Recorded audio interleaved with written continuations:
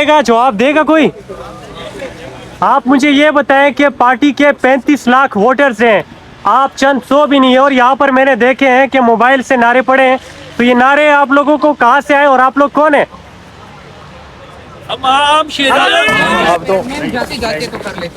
میم یہ بتائیے گا کہ خان صاحب نے مطلب اپنی فیملی میں سے کسی کو چیئرمین نہیں بنایا اور بیرسٹر گوہر کو بنا دیا گیا. آپ کہہ کے تھک گئے تھے، آپ سن ہی نہیں رہے تھے.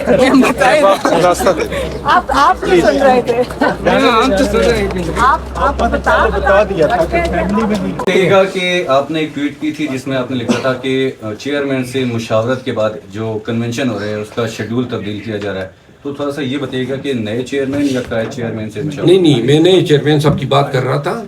میں ان کے پاس مبارکباد کے لیے گیا. نئے چیئرمین؟ ہاں، میں بیرسٹر گور صاحب کی بات کر رہا تھا. اور بیرسٹر گور صاحب اب ہمارے موجودہ وقت میں فی الوقت چیئرمین ہیں، تو انہی کی نگرانی میں، انہی کے ہدایات کے تحت ہماری پارٹی اوور آل جو ہیں، خان ہمارے قائد بھی ہیں، مینوفیکچرر ہیں پی ٹی آئی کے، اور ہم سب جو ہیں خان کی ویژن اور ہدایات کے تحت مل کے نئے چیئرمین صاحب کی نگرانی میں یہ تمام ہدایات کو فالو کریں گے اور پارٹی کا پیغام پہنچائیں گے.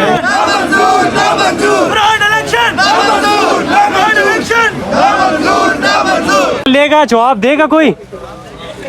آپ مجھے یہ بتائیں کہ پارٹی کے 35 لاکھ ووٹرز ہیں، آپ چند 100 بھی نہیں ہیں، اور یہاں پر میں نے دیکھے ہیں کہ موبائل سے نعرے پڑے ہیں، تو یہ نعرے آپ لوگوں کو کہاں سے آئے اور آپ لوگ کون ہیں؟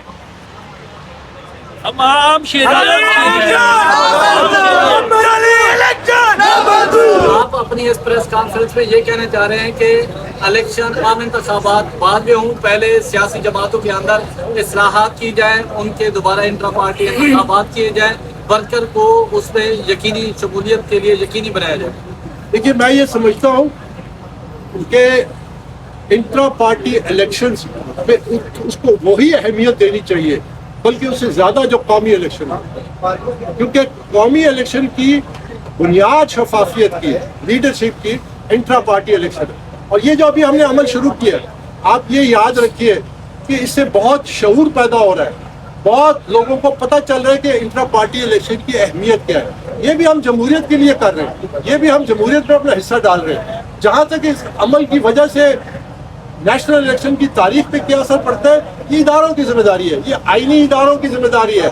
ہم یہ کہتے ہیں کہ اگر آپ یہ بنیادی تقاضے جمہوریت کے پورے نہیں کریں گے اور الیکشن کرائیں گے، پاکستان کا بحران مزید بڑھے گا، پاکستان کی معیشت مزید، انسٹیبلٹی مزید بڑھے گی. کیونکہ میں یہ پوچھنا چاہتا ہوں، پاکستان تحریک انصاف کے یہ جو وکلا ہیں جو اس وقت پارٹی پہ قبضہ کر رہے ہیں، میں ان سے یہ پوچھنا چاہتا ہوں کہ جس قسم کا ناٹک انہوں نے کیا 2 دسمبر کو، یاد رکھیے اگر اس عمل پہ آپ چلے، مجھے افسوس سے کہنا پڑتا ہے کہ آپ لوگ دعویٰ کرتے ہیں عدالتوں میں کہ آپ ڈیموکریسی، کانسٹیٹیوشن اور فنڈامنٹل رائٹس کے ڈیفینڈرز ہیں. آپ کیسے اس شام الیکشن کا حصہ بنتے ہیں؟ آپ کیسے اس کو ریشنلائز کرتے ہیں؟ اگر آپ نے اس کو یہ جاری رکھا اور فروری 8 کو الیکشن ہوتے ہیں تو اس سے بڑا ڈاکہ پڑے گا، پھر آپ کے پاس کیا مجال ہوگا شفاف الیکشن کا؟ اگر آپ اس ناٹک کو جائز سمجھتے ہیں تو کل جو فروری 8 کا الیکشن ہوگا جس میں اس سے بڑا اگر ڈاکہ پڑا، پھر آپ کیا کریں گے؟ پھر آپ عمران خان کے خلاف جو توہین الیکشن کمیشن کی پروسیڈنگز چل رہی تھیں، اس میں الیکشن کمیشن نے یہ فیصلہ کر دیا ہے کہ 13 دسمبر کو جیل ٹرائل میں وہ جائیں گے اور اس کا جیل ٹرائل ہوگا. لیکن بدقسمتی کی بات ہے کہ آپ سب کے سامنے، میڈیا کے سامنے پچھلی 2 تاریخوں پہ ہمیں کہا گیا کہ ہم آپ کو دی جانے والی رپورٹ منسٹری آف انٹیریئر کی اینڈ لا منسٹری کی آپ کو پرووائڈ کریں گے. اس کے بعد آرگومنٹس ہوں گے اور پھر فیصلہ ہوگا کہ ہم نے جیل ٹرائل کی طرف جانا ہے یا نہیں جانا اور کیا فیصلہ کرنا ہے. لیکن الیکشن کمیشن کی یک طرفہ فیصلے کو ہم مسترد کرتے ہیں، کمزور ہے. اور بڑی قابل افسوس بات ہے کہ جب میڈیا کے سامنے ایک فیصلہ سنایا گیا کہ ہمیں رپورٹ کی کاپی دی جائے گی اور کہا گیا کہ آپ نے اپلائی نہیں کیا. آج اپلائی کرنے کی درخواست ان کو دکھائی گئی کہ جناب ہم نے 2 تاریخوں پہ اپلائی کر رکھا ہے. وہ کہتے ہیں آپ لینے نہیں آئے.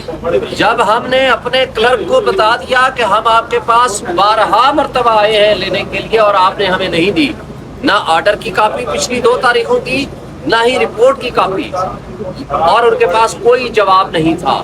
اور وہ کہہ رہے تھے کہ نہیں ہم مصروف تھے کچھ اور معاملات پہ. بھائی اگر آپ مصروف تھے تو ہمیں بتا دیں ہم کس جگہ سے لینے جائیں. کیا آپ کے گھر لینے آئیں؟ یہ الفاظ بھی ہم نے ان کو کہے. لیکن قابل افسوس بات یہ ہے کہ آج الیکشن کمیشن کی کرسیاں رکھنے کے باوجود آرڈر اناؤنسمنٹ کے لیے وہ خود تشریف نہیں لے آئے. ایک اہلکار کو بھیج دیا گیا کہ جائیں جی ہمارا آرڈر پڑھ کے سنا دے. یہ قابل افسوس بات ہے.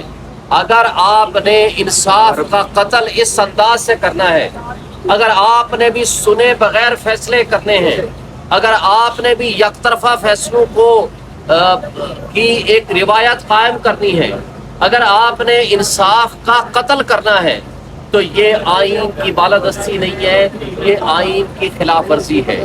میں خود اس میں ہر تاریخ میں پیش ہوتا رہا ہوں اور میں نے کہا ہے کہ مجھے رپورٹس دیں. اگر کوئی کانفیڈینشیلٹی ہے تو مجھے بتائیں. انہوں نے کہا ہے کوئی کانفیڈینشیل رپورٹ نہیں ہے، ہم اس کی کاپی دیں گے اور اس کے اوپر آپ کے آرگومنٹ سنیں گے اور پھر فیصلہ کریں گے. لیکن یہ یک طرفہ فیصلہ ہمیں سنا دیا گیا. اچھا مروت صاحب، آپ یہ بتائیں، آپ کنونشنز کر رہے ہیں، جلسے بھی کریں گے اور اپنے کھلاڑی جو ہیں وہ بھی میدان میں اتاریں گے. اگر یہ کھلاڑی نامعلوم افراد ہو گئے اور انڈر گراؤنڈ ہو گئے تو پھر کیا اسٹریٹجی ہوگی آپ کی؟ کون سے نامعلوم افراد؟ کیا اسٹریٹجی؟ ملک میں دیکھیں اتنی بھی اندھیر نگری نہیں ہے. دیکھیے عوام جو ہے وہ تمام مسائل کا حل ہے. یہ ہمیں 1500 ہمارے ورکر بیٹھ جاتے تھے، کنونشن نہیں کرنے دیتے تھے نا. جب ان کی تعداد 10,000 سے بڑھ گئی، کسی کی ضرورت ہوئی ہمارے کنونشن پہ ہم لاہور ہونے کی. پنجاب بھی نکل آئے نا، لاہور میں 1,50,000 لوگ نکل آ جائے، منڈی میں بہودین میں نکل جائے، فیصل آباد میں نکل جائے. کون 50,000 لوگوں کا سامنا کر سکتا ہے؟ کون 30,000 لوگوں کو مروا سکتا ہے یا گولیاں چلا سکتا ہے؟ لوگوں کو ذہن میں بیٹھنا چاہیے یہ آپ کا ملک ہے، یہ آپ کے حقوق ہیں. ریاست، سیاست، جمہور اور یہ تمام چیزیں کرنا آئین آپ کو دیتا ہے. صرف ہمت کی بات ہے. پنجاب میں 50,000 1 لاکھ کے کنونشن ہوں گے.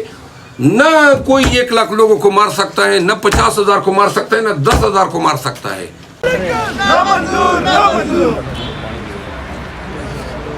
یہاں پر کوئی سوال لے گا، جواب دے گا کوئی؟ آپ مجھے یہ بتائیں کہ پارٹی کے 35 لاکھ ووٹرز ہیں، آپ چند 100 بھی نہیں ہے، اور یہاں پر میں نے دیکھے ہیں کہ موبائل سے نعرے پڑے ہیں.